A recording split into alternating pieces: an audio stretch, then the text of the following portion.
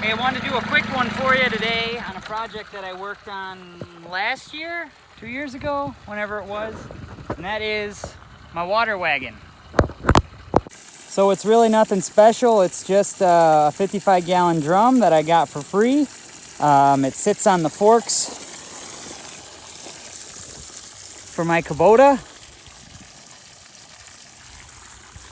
And then I got a PVC bushing from 2-inch thread to 2-inch down to 3/4 with a 3/4 valve. So there's probably about $7 worth of parts here, and that thing was free.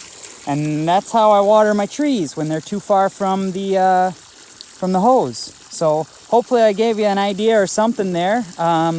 There's obviously lots of room for improvement, but this is what I started with, and I'll probably only get better from here. So thanks for watching. Until next time, stay American, be creative, and build your own stuff.